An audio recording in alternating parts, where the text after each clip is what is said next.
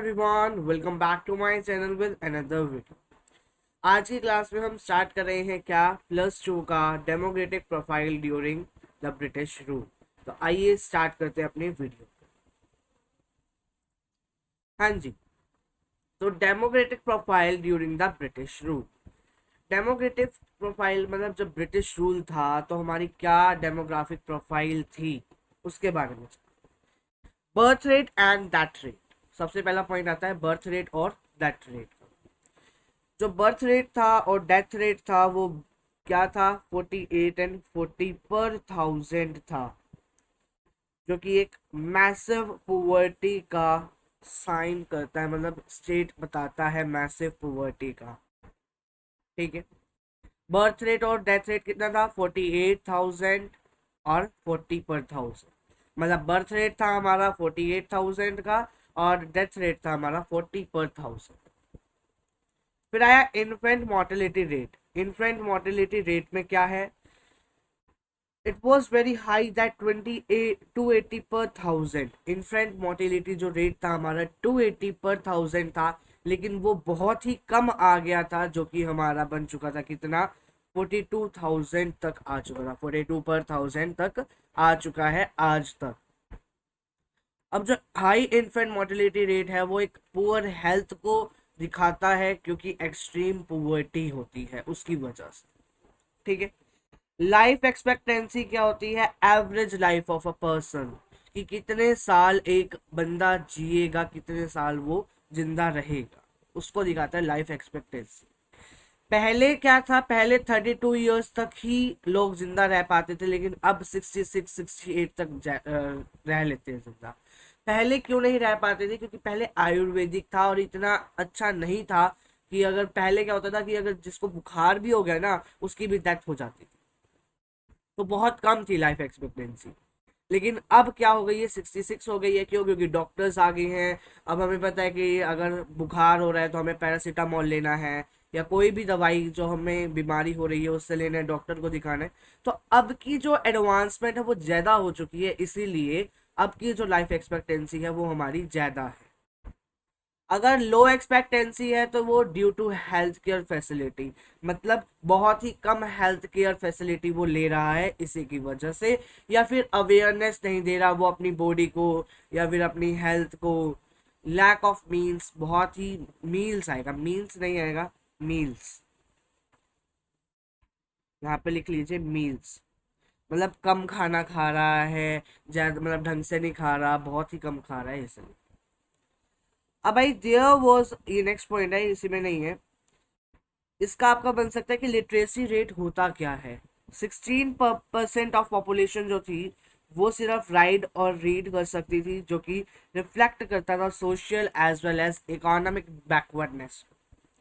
Question आ सकता है डिफाइन लिटरेसी रेट, तो आप क्या डिफाइन करेंगे, देयर वाज नियरली 16%? नहीं, आप लिखेंगे percentage of population who can read and write which reflect social as well as economic backwardness. तो वो हमारा क्या कहलाएगा, लाइफ लिटरेसी रेट कहलाएगा।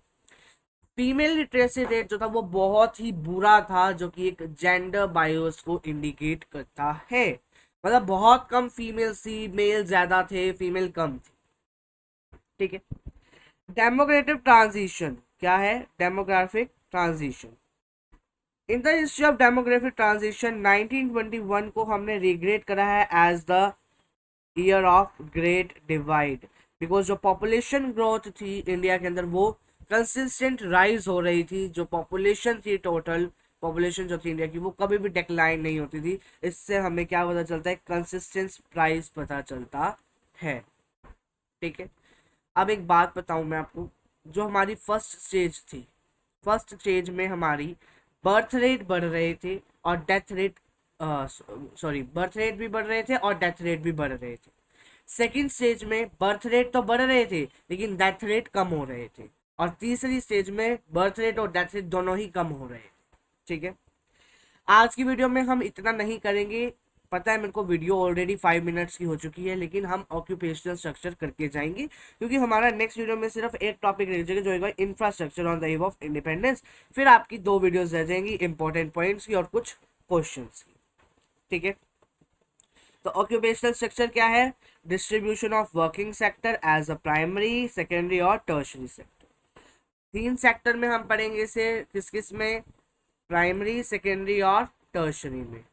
चलिए, सॉरी सेकेंडरी में हमने नहीं पढ़ना है, इंडस्ट्री में पढ़े। एग्रीकल्चर में क्या है? जो प्रिंसिपल सोर्स है ये ऑक्यूपेशन का, जब हमारा देश आज़ाद हुआ था 72.7% जो है वर्किंग पॉपुलेशन एंगेज थी एग्रीकल्चर के अंदर।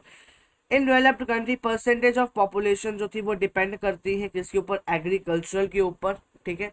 फॉर एग्जांपल इंग्लैंड और अमेरिका की है 22% और जापान में 12% और जर्मनी में 4% है एग्रीकल्चरल की क्या? Working population. वर्किंग पॉपुलेशन कितनी है एग्रीकल्चर की जब देश आजाद हुआ था? इंग्लैंड और अमेरिका में 2% है, जापान में 12 है और जर्मनी में 4 है। ये बैकवर्डनेस दिखाता है इंडियन इकोनॉमी का जब हमारा देश आजाद हुआ था।